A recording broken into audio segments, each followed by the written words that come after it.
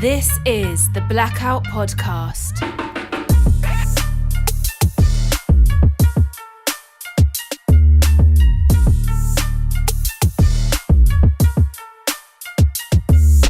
This is the Blackout Podcast where I get to talk to amazing people doing amazing things. And today I'm super happy, blessed to have Keonté Beals on the podcast today. Thanks for coming in finally. Yeah. Thanks for having me. I'm honored. Yeah, no, I mean, you know what? Actually, tell me a little bit more about yourself. Sure, yep. So I'm Keonté Beals.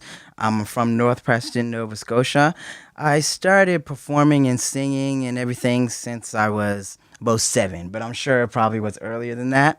So I trained till I was about 13, and then I decided that I fully wanted to pursue this music thing.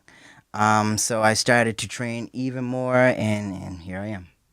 Yeah. So what are some of the things you do for your training? I used to dance a lot. That shows in your performances. Holy smokes, you dance. Thank you. Yeah. I've been doing that since I was 7 as well. I was in a hip hop gospel group called All for Jesus, and we performed all over Halifax. So I would have some solos and stuff like that. I did a lot of that. I went to vocal training. I studied music arts in NSCC. So a lot of that stuff, theory and all that stuff, everything. Yeah. What do you like about music?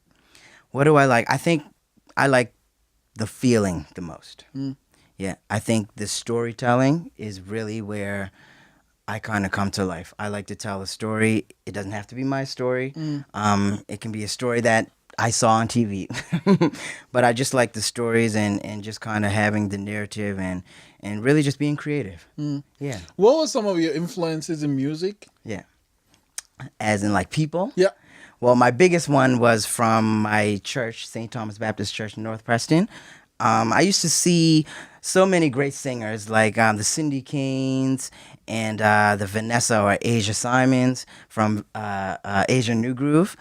So I used to see singers like them and Renee Smith and just Novelty Buckin, all of them, the choirs and stuff like that. And that really sparked something in me. It really made me want to sing. And so that was like my biggest inspiration. But Michael Jackson and Whitney Houston is like the top for me as far as musical people. What are some of Michael Jackson's songs and Whitney Houston songs that stand out for you?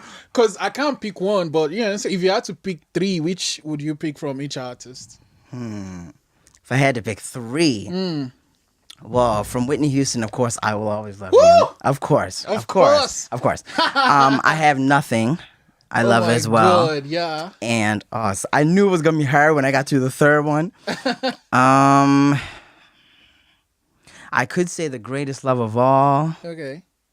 But then Run to You would be like, you can't say that. I like Run to You. Yeah. Yeah. Yeah. You know what? That Bodyguard soundtrack was... Yeah, it was amazing. It was incredible. Man. I'm Your Baby Tonight. Man. That album was... Man. Yeah. And Michael Jackson? Michael Jackson. Rock With You for sure. Thriller for sure. And see, it's always the 3rd one. I'm going to say Stranger in Moscow. Oh, yes. That's one of the songs people don't mention. People don't, they don't give it as much credit as they should. Yeah. But, I love that song. Although I remember as I didn't know, like, I got the lyrics right. I think I don't even want to say what I used to say, but it was wrong. Super wrong. Oh my when God. I found out it was like Stranger in Moscow, like I say, no, I'm not going to say it. It's really bad. Okay. Fair enough. So, and then when did you start writing your own songs? Oh my goodness. First of all, I used to think I was the worst writer in the world. Sometimes I still do. But I started writing, I think I was like, gosh, I had to be like 9, 10. I was at my grandmother's, and me and my aunt, who was like a sister to me because she's younger, we would write these small little songs. They were terrible. That's why I'm like, oh. But you know what, though? It was the start of something good. Yeah. So about when I was like 10 years old. Cool. Yeah. Do you remember any one of the first songs you wrote? What the title was? Well, one of them I didn't have. Oh, the one I was just talking about just now, I didn't have a title for sure. I didn't make it that far. But the other one was Get Yourself in Order. Oh, And okay. I wrote that about 13 years old. Oh, okay. That What was was like that one about? Like, I mean, the title says it. Right, but... right. It was like a preaching song. It wasn't gospel, but it was like, all the things that you're doing, all the wrong things that you're doing, all of the procrastination and stuff like that. You kind of just need to get yourself in order. Like, you really need to get your priorities straight and figure out what you want to do. Yeah. Oh, okay. And then, so when did you actually start? So you were with the group All for Jesus. When did you leave the group and Kinda start branch doing out. your stuff? Yeah. I'd say the group ended. I was probably like 10. So I was like 3 years into the group. So it kind of ended around 10. And then I joined the BYF, Baptist Youth Foundation or Fellowship at St. Thomas Baptist Church. So I started doing some dancing stuff there. And I think I kind of branched off when I was about 13. And I was like, yo, I'm really going to do this music thing. I just really kind of want to go my own lane.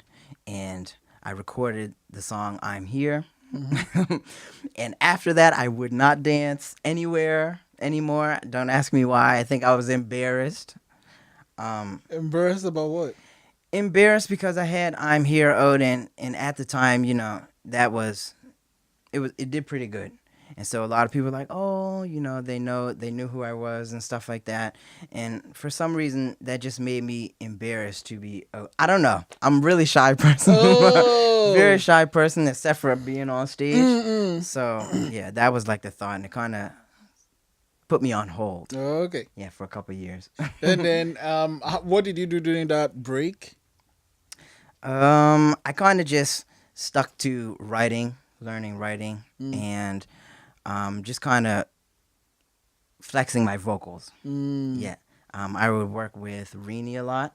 So she taught me the keyboard, and she taught me some vocal stuff, and she would perform with me all over the place. So I wasn't really taking a break. I just kind of took a break from dancing, really. But everything else was pretty hot at the time. Oh, okay. Yeah. And so I saw a performance she did, Rini, at the ECMA last year. Okay, yeah. Woohoo! Oh, yeah, incredible. Yeah. Yep. Man, it was great. Yeah. So did you like sing with her band or? I don't sing with her band. I have sung background because we're in the same church, same family, period. Musical family. So it wasn't okay. Most people don't know we work together like so much, especially in the beginning of my career, because we haven't put out like a feature song or something like that, right? So people don't know that we work together. Like, she taught me so much. So we've sang together in church. Some background vocals and stuff here and there. But yes. So you guys are gonna do a song together? Everybody asked that question, and I'm so confused on why it hasn't happened yet. But hopefully in the future for sure. Who's gonna write it? Well, it'll be definitely the both of us. Yeah. Oh, okay. What's your process when it comes to writing? When it comes to writing, well, it depends. If I'm alone, that can be me in my room. I have like a kind of almost like a studio space, and I can set the candle, that whole thing. That whole thing. Set the candle. My room is dark. I'm that guy. Yeah. Yeah. And or sometimes if I'm writing with other folks, it'll just be like in a studio space, and I guess just ideas being thrown back and forth. Yeah. What do you start with? Do you start with like a melody or a line or a title? Yeah. Usually it's the music. So like the instrumentation. So it can be like chords, just simple chords, or sometimes I may have a full beat. But usually for me, I'll just start out with like chords, few chords here and there, and then I'll kind of do some mumbling. that turns out to be the melody, of course. Yeah. And then eventually words. So yeah, that's kind of how it is for me. Okay. Then so the title is like the last thing that. The title is like the last thing that comes. Yeah. Which of your songs has the most obscure title so far? Like it's, I mean, like a title that you wouldn't even think of. Oh my goodness, I don't know. That's a good question. And see, I'm thinking about like songs that nobody has heard yet too, that's not released and stuff like that. I don't even know. I have no clue. Okay, so you're currently working on your album now, right? Yes, I am. Yep. How's that? Do you have a title yet? No, not for the album. No. Oh, I have a boy. few ideas. How many songs will be on the album? There's gonna be 10. Are they done? No, they're not done. Okay. They're written, sure. Yeah. But they're not recorded. So that's the next step. Okay. There was a performance you had with like a band and you're dancing or part of Is that the awards? The yeah, ANSMA I think awards? so. Yeah. I mean, and oh wow, you know what? I like that when someone is performing, you can see that they're having fun doing that. Oh yeah. Yeah. You were dancing. I was like, it was great. And your band, like, is it the same people you always play with, or? Yeah. So Sean Downey is my uncle as well. He's part of the family, also bringing him. He's my music director. So the album, he's involved on the album. When it comes to live stuff, we put the show together. And yeah, so he's really involved. I think that night he was on the bass, but he plays drums, bass, and piano. What do you play? I play piano. Okay. Yeah, so I and some bass, but we're gonna put that on hold for now. But yeah, so he plays all of that, and we get the show together. It's usually the same people, but yeah, divvy sometime. So how long have you been working on this album now? I've been working on the album for maybe I'm gonna say a year now. I could say 2, but before I was in a different direction. So that's like I have like a body of music. That's what happened. What That's changed? why I think I was not pushing the vision that I have. Like the vision or everything that I'm doing now is exactly what has been my vision since 7 years old. The dancing and everything. But I was told so many times over the years by older people in the industry that I could never do that, and that's something that's thinking too big for right now. You know, you need to just stick to what you're doing now, and then eventually when you get bigger, whatever the case may be. I was younger. I listened to them, and yeah, so around that time, because I was working on another project right after I released my first EP, and it was a different sound from now. And I was in a direction that I agreed with at the time, but it wasn't my full vision. So now that I reached my full vision last year and really was just like, you know what, I'm just going to do it. I don't care what anybody says. I know exactly what I want. I know how to execute it. I'm going to get the right team. Man, things just started happening, started blowing my mind. And so I just was like, I'm going to run with it. I'm going to scrap everything I did. And I had the full body, man, the full body of work ready. I was like, nope, I'm not doing it. I'm going to go full force with this. Wasn't that a hard decision to make? I mean, it was ready to go. Yeah. It was a hard decision to make, but it was the right decision. God damn. Wow, that's hectic. Yeah. So what will you do with those songs? I want to market those songs. So eventually I want to sell them. I have already started fixing them up so that I could market them fully, because I also dab in like production, so I know how to work all the effects in the studio and everything, all that stuff, mix, mastering, all that stuff. So I've already started fixing them up. I'll market them. Okay, wait. Let me actually understand. What do you mean by market them? Are you like giving someone else, or? Yeah, I would give them to somebody else. Wow. Yeah. Wow. Which is fine for me because I've done it before. I've written and have written for other people. So yeah. Well, a lot of amazing artists do that, but holy smokes, it's kind of hard. I know it's definitely hard to let go of some of them, and some of them have made it to this project too. Okay. Some of them have, because I'm like, you know what? There's no way I'm gonna. I'm like, I love this song too much. Yeah. Nobody's getting it. But most of them will be marketed. Okay, Yeah. fair enough. Have you actually started giving people that already? No. I'm still in like the stage of really fixing them up for Okay. sure, and then I'm gonna market them. Yeah. So and then I'm gonna why were you? I mean, I understand that you say it's the people, way ahead of you in the industry that gave you the advice to go that direction. What made you decide? You know what? That's not just what I want to do. Honestly, I don't even know. Like one day I was just like, you know what? Like I'm really not gonna.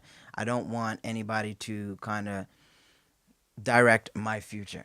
So if something doesn't work out for me, I want to be able to say that it was me. It was all of me. It was my choice. It didn't work out, and that's okay. But I mean, can you imagine being upset at somebody because they chose a path for me that wasn't my path, and then it didn't work out? Man, I'd be furious. So one day I was just like, you know what? I'm not gonna. And that was just a lot of growth, a lot of strength from my upbringing and some things I've seen at a young age. So do you? I mean, I know you keep saying like it's almost everyone in your family sings. Yeah. Do you have siblings that also sing, play instruments? That's so funny. My younger siblings, like I'm talking young, like I mean, 13 and 8 years old. I call the 8 years old my mini me because he really is mini me. Like I'm like.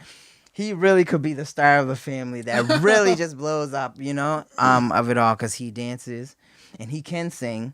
He won't. It's usually catch him off guard thing or a sometimes thing. I'm like, if he would just let me train him and just even teach him everything that I know so far, I think that he could do really well. Yeah. What kind of songs do you like? What inspires your writing and the songs you make? Usually it's my own life experiences, but sometimes it can be somebody else's life experiences, and sometimes it's just things I see. Like it's just like the most random things. Like you can be on a bus and you can see like a couple fighting and arguing, and then in your mind you have like this whole story of what's actually going on. And you kind of construct like a whole story. It's just so weird because you just observe everything that's going on, and they all have little stories in them. So yeah. So you feel that most of your songs are stories on themselves.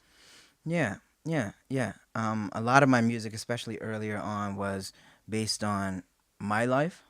But as I've grown as a songwriter, I was able to kind of touch other people's lives and some stories that friends may have told me, but most of it was definitely my personal experiences. Yeah. And how do you settle on just 10 songs for this album? Discipline, really, because you just want to put it all on there. Like you just want 50 songs on there, which is unrealistic, of course. Who's doing that? But that's what you want. Honestly, it's just I surround myself with a great team, and honestly, just a great support system, period. My family and great friends. My circle is like this small.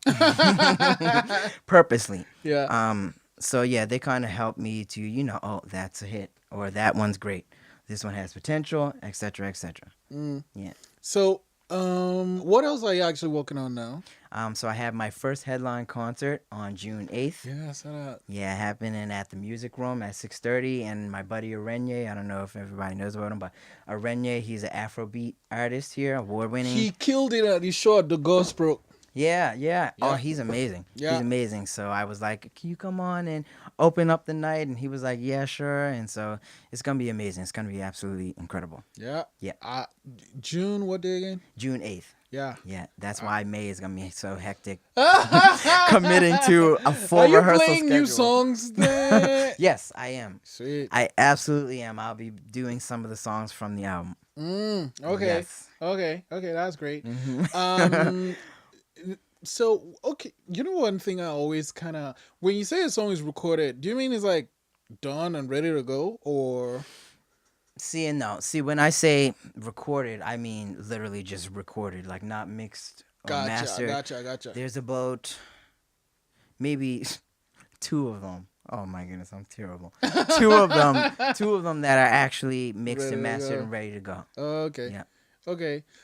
I guess I always wonder, what the process is in deciding of all these songs you've made, which one is the first one you put out there, Yeah. and how are you gonna decide the first one you put out for this album? Yeah. So I know the first one that we're gonna put out because Oh. that'll be soon. Okay. Nobody knows about that until now, I guess. But I think this one is based on what we've seen last year, especially opening our shows and stuff like that and doing the vision. This was the song that was most gravitated towards, big time. So, yeah. Okay. That's a big hint. Is it a song you can dance to? Oh, absolutely, and I'm gonna be doing a lot of dancing. It's a feature as well. Oh wow, who's in it? Who's on it? I don't want to say that right now. Okay. Yeah. It's not Rini though. No. Oh, okay. No.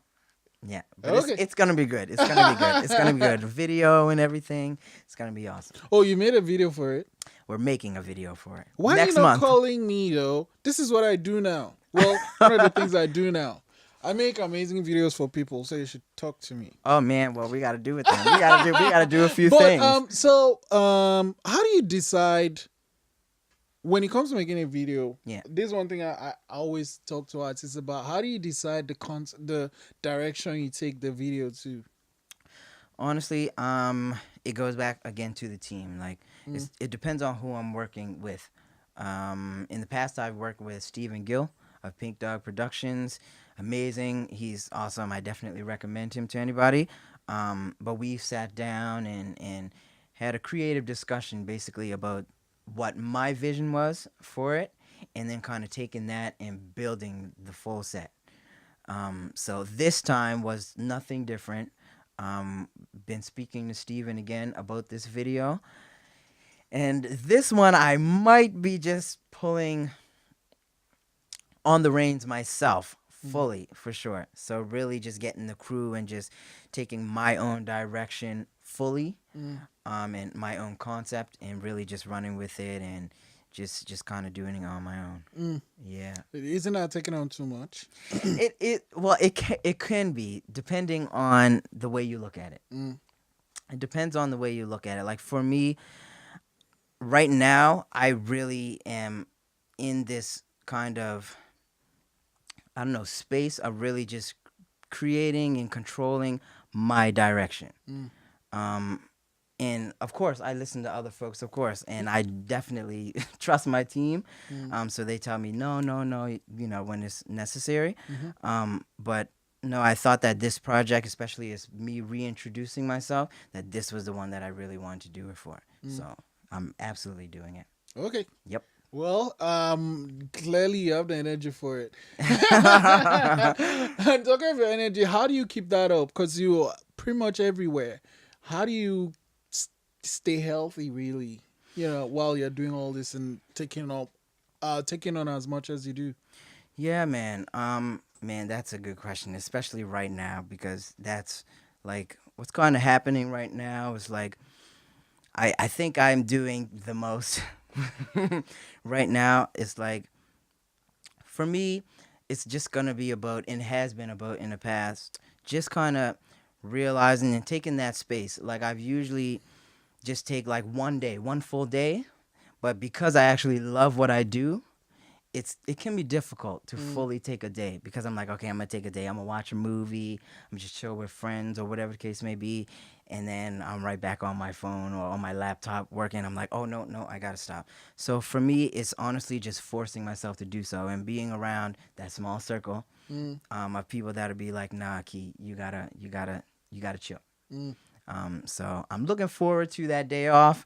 I haven't seen it in a couple weeks yet. And I don't think I'm gonna see it anytime soon, but it's okay though. We're preparing for the show and stuff. Yeah. Why did you decide to put on this show? You know what? I didn't think fully that I was going to be ready for the show. Now, keep in mind that I don't ever think that I'm ready for anything, especially over the history of my career. Yeah.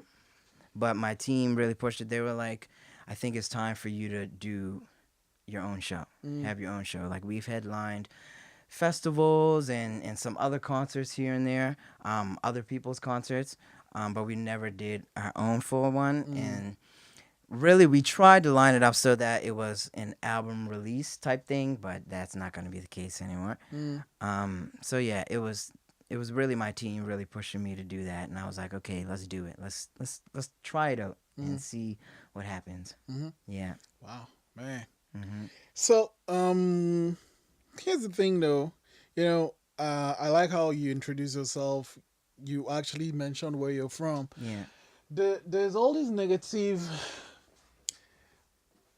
vibe that is attached to that town, that part of Halifax, and I'm wondering, first off, from your perspective, why do you think that is done, especially in media? Yeah. And what you feel they are missing? Yeah. First of all, it's done obviously because North Preston is the largest black community in Canada. That alone makes it a target, right? But for me, my experience in North Preston was completely different. I feel like it was there is a few bad apples that kind of spoil the bunch. And the media takes that and they run with that because that's what they have. That's the only thing they have. You don't ever hear about the people graduating. You don't ever hear about the people that's really coming out and really making a name for themselves, whether it be in music, sports, whatever the case may be, the doctors. You don't hear about all that stuff as much as you hear about the negative. So for me, my experience with North Preston, or up home as we call it, was completely different. Of course, we have our issues just like any other place. But for me, it was honestly a place of love. Like, you could, especially when I was younger, you could walk around the community and stop in anybody's house. And you could get like a full meal. You have a place to stay. It didn't matter. Like big snowstorms, blizzards, everybody from the community, everybody would just be outside and having this big snowball fight. So it doesn't matter what the media says about us. When something happens, there's no doubt at all that we're going to come together and be stronger than ever. Wow. Absolutely. Thanks, Keonté. Yeah. Thank you for coming, man. That was super powerful. Yeah. And I can't wait for the concert. And I hope when the album is out, you'll come through. Let's have another chat. Yeah, please do, man. Please. Thanks. Thanks for having me. Amazing grace, how sweet the sound that saved a wretch like me. Yeah, I once was lost, but now I'm found. Was blind, but now I see Him.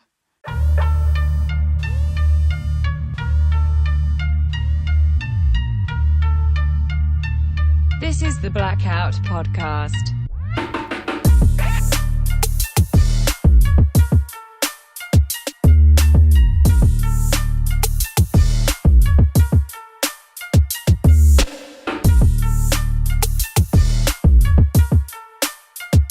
Thanks for listening.